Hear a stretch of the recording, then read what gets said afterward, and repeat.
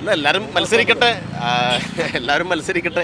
ഇവിടെ ഇപ്പോൾ കഴിഞ്ഞ തവണ മേയർ ആര്യ രാജേന്ദ്രൻ എന്താ പറയുക, ലോകത്തിൽ തന്നെ ശ്രദ്ധയാകർഷിക്കുന്ന നിലയിലുള്ള പ്രവർത്തനങ്ങൾ സംഘടിപ്പിച്ചല്ലോ. അവർ നേരത്തെ അവരുടെ പ്രായഘടന നമുക്കറിയായിരുന്നു, 21 വയസ്സാണ്. 21ാമത്തെ വയസ്സിൽ തിരുവനന്തപുരം പോലെയുള്ള ഒരു വൻ നഗരത്തിൻ്റെ മേയറായി നിന്നുകൊണ്ട് അത്ഭുതകരമായ മാറ്റങ്ങൾക്ക് ഇവിടെ നേതൃത്വം കൊടുത്തു. ആ നിരയുടെ തുടർച്ചയാണ് ഈ ശ്യാമയും അംശുവും ഈ വിനീതും ഇവരൊക്കെയുള്ള ഒരു നിര. തിരുവനന്തപുരം കോർപ്പറേഷനിൽ മത്സരിക്കുന്ന 4 LDF സ്ഥാനാർത്ഥികളുടെ പ്രചാരണത്തിന് വേണ്ടി ഇപ്പോൾ സംസ്ഥാന ഭാരവാഹികൾ, ഡിവൈഎഫ്ഐയുടെ സംസ്ഥാന ഭാരവാഹികൾ തന്നെ വോട്ട് തേടി രംഗത്ത് വന്നിട്ടുണ്ട്. ഞാനിപ്പോൾ നിൽക്കുന്നത് തിരുവനന്തപുരത്താണ്. നമുക്ക് ഓരോരുത്തരെയും തന്നെ ഇപ്പോൾ ഈ ദൃശ്യങ്ങൾ കാണാൻ കഴിയും. എങ്ങനെയുണ്ട് ഇപ്പോൾ നിങ്ങൾ തന്നെ നേരിട്ട് ഇറങ്ങിയിരിക്കുകയാണ് വോട്ട് പിടിക്കാൻ? ഇവിടെ 4 സ്ഥാനാർത്ഥികൾ ഇവിടെയുണ്ട്. ഈ 4 പേരുടെയും പ്രത്യേകത എന്ന് പറഞ്ഞാൽ ഇവരെല്ലാവരും യുവനിരയാണ്. ഇപ്പോൾ ശ്യാമയായാലും അംശു ആയാലും വിനീതായാലും ആരോമലായാലും ഈ 4 പേർ മാത്രമല്ല, കേരളത്തിൽ കാസർഗോഡ് മുതൽ തിരുവനന്തപുരം വരെയുള്ള സ്ഥാനാർത്ഥി പട്ടിക പരിശോധിച്ചാൽ ഇടതുപക്ഷത്തിൻ്റെ പട്ടികയിൽ ഒരു വലിയ ശതമാനം യുവനിരയാണ്. അപ്പോൾ അതുകൊണ്ട് യുവനിരയാവുമ്പോൾ കക്ഷിരാഷ്ട്രീയ അതീതമായി ആളുകളുടെ ആവേശകരമായിട്ടുള്ള പ്രതികരണം ഉണ്ടാവുന്നു എന്നാണ് നമുക്ക് മനസ്സിലാക്കാൻ വേണ്ടി കഴിയുന്നത്. ഇപ്പോൾ ഡിവൈഎഫ്ഐയുടെ ഭാരവാഹികളായതുകൊണ്ട് തന്നെ ഇവർ ഭക്ഷണപ്പൊതി ശേഖരിക്കാൻ പോകുന്നു. അതുപോലെ തന്നെ വയനാട് ദുരന്തമുണ്ടായ ഘട്ടത്തിൽ അവരെ സഹായിക്കാൻ ആവശ്യമായ കാര്യങ്ങൾ, നിപ്പയും കോവിഡ് ഉൾപ്പെടെയുള്ള പ്രളയം ഉൾപ്പെടെയുള്ള ഘട്ടങ്ങളിൽ ജനങ്ങൾക്കിടയിൽ പ്രവർത്തിച്ച ശീലമുള്ളവരാണ്. അവർക്കിടയിൽ അവരുടെ ആവശ്യങ്ങൾക്കനുസരിച്ച് എല്ലാ ഘട്ടത്തിലും ഓടിയെത്തിയ ഒരു യുവ നിരയാണ്. അതുകൊണ്ട് തന്നെ വലിയ പ്രതീക്ഷയുണ്ട് ഞങ്ങൾക്ക്. എല്ലാവരാലും അംഗീകരിക്കപ്പെടുന്ന ഈ നിരയെ ഈ നാട് ഏറ്റെടുക്കും എന്ന കാര്യത്തിൽ തർക്കമില്ല. വലിയ മത്സരമാണ് ഇപ്പോൾ തിരുവനന്തപുരം കോർപ്പറേഷൻ നടന്നുകൊണ്ടിരിക്കുന്നത്.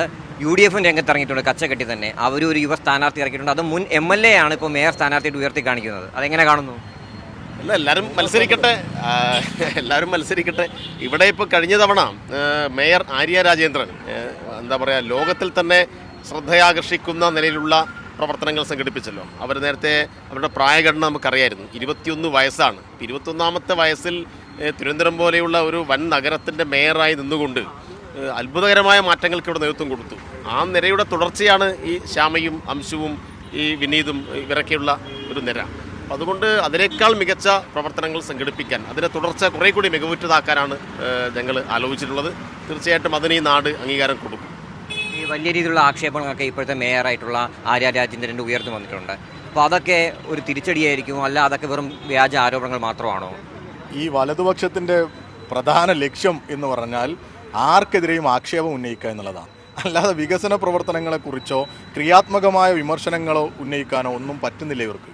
എന്തിനേയും ആക്ഷേപിക്കുക, ആളുകളെ പുച്ഛിക്കുക, അപമാനിക്കുക, അങ്ങനെ രാഷ്ട്രീയത്തെ ഒരു വല്ലാത്ത അവസ്ഥയിലേക്ക് കൊണ്ടുപോവുകയാണല്ലോ ഇപ്പോൾ കേരളത്തിലെ പ്രതിപക്ഷം.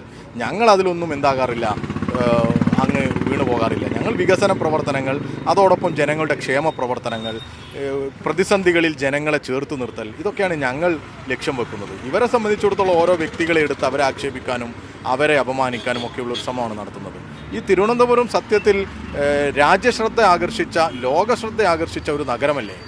LDF തുടർച്ചയായ ഭരണം നൽകുന്ന ഈ കോർപ്പറേഷൻ എത്ര മികവുറ്റ വികസന പ്രവർത്തനങ്ങൾക്കാണ് സാക്ഷ്യം വഹിച്ചത്. ഇത്ര മാതൃകാപരമായ വികസന പ്രവർത്തനങ്ങളാണ് ഇവിടെ നടന്നത്. ഇപ്പോൾ ആറ്റുകാൽ പൊങ്കാല, രാജ്യത്ത് എല്ലാവരും ശ്രദ്ധിക്കുന്ന ഒന്നാണല്ലോ ആറ്റുകാൽ പൊങ്കാല. അത് കഴിഞ്ഞാൽ സാധാരണ മുൻപ് തിരുവനന്തപുരത്തുകാർക്ക് അറിയാമല്ലോ, ഇവിടെ പുക പിടിച്ച് ആകെ ഒരു പ്രയാസകരമായ സാഹചര്യമൊക്കെ ഉണ്ടാവാറുണ്ട്. ഇപ്പോൾ അത് കഴിഞ്ഞാൽ കൃത്യമായി ഏറ്റവും ക്രിയാത്മകമായി ആ മാലിന്യ സംസ്കരണവും അതിൻ്റെ മറ്റ് എല്ലാ പ്രശ്നങ്ങളും, കാരണം അത്രയധികം ജനങ്ങൾ വരുന്നതാണല്ലോ, 10,000 വന്ന് ഒരു സ്ഥലത്ത് കേന്ദ്രീകരിക്കുന്ന സ്ഥലമാണ്. അതുപോലെ ഒട്ടുമിക്ക ആഘോഷങ്ങളൊക്കെ നടക്കുന്ന ഒരു നഗരമാണിത്. ആ നഗരത്തെ ഇത്ര മനോഹരമായി നിലനിർത്തി കൊണ്ടുപോകാൻ, ആ എല്ലാ പ്രവർത്തനങ്ങളുടെയും നേതൃത്വമായി നിൽക്കാൻ കോർപ്പറേഷന് സാധിച്ചു. അത് സാധിച്ചു എന്നുള്ളതാണ് ഇവർക്ക് പ്രശ്നം. അവരെ സംബന്ധിച്ചിടത്തോളം എല്ലായിടത്തും എന്തെങ്കിലുമൊക്കെ പറഞ്ഞ് ജനങ്ങളുടെ ചർച്ചകളിൽ നിന്ന് വഴിമാറ്റി കൊണ്ടുപോകുക എന്നുള്ളതാണ്. നമ്മളിപ്പോൾ കൃത്യമായി വികസനം മുന്നോട്ട് വെക്കുന്നു. ആ വികസന പ്രവർത്തനങ്ങളുടെ നേതൃത്വമാകാൻ ആർക്ക് സാധിക്കുന്നു എന്നുള്ളതാണ്. നാടിൻ്റെ പ്രതിസന്ധിയിൽ ജനങ്ങളോടൊപ്പം നിൽക്കാൻ ആർക്ക് സാധിക്കുന്നു എന്നുള്ളതാണ്. അതിന് ഇടതുപക്ഷത്തിന് സാധിക്കുന്നു. അതിൻ്റെ ഏറ്റവും വലിയ തെളിവാണ് ഇടതുപക്ഷത്തിൻ്റെ പാനൽ. നിങ്ങളൊന്ന് നോക്കൂ, 40% ചെറുപ്പക്കാരുള്ള ഒരു പാനലാണ് ഇവിടെ തിരുവനന്തപുരത്ത്.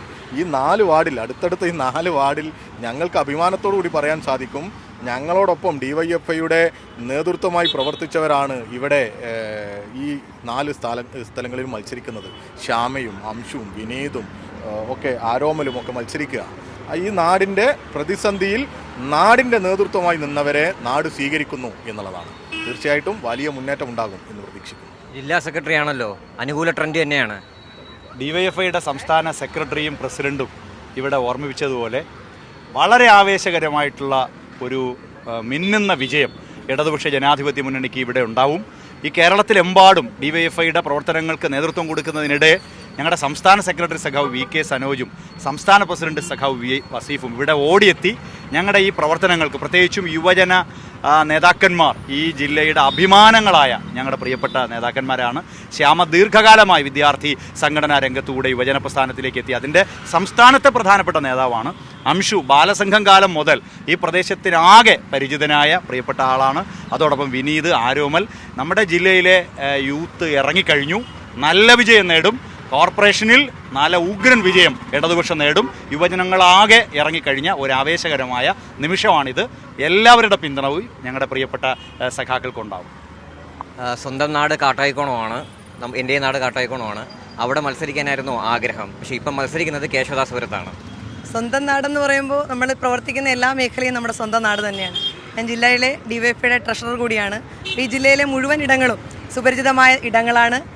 പ്രവർത്തിച്ചുകൊണ്ടിരിക്കുന്ന അധ്യാപക മേഖലയിൽ തൊട്ടടുത്തുള്ള പട്ടം സ്കൂളിലെ ഗസ്റ്റ് അധ്യാപിക കൂടിയാണ്.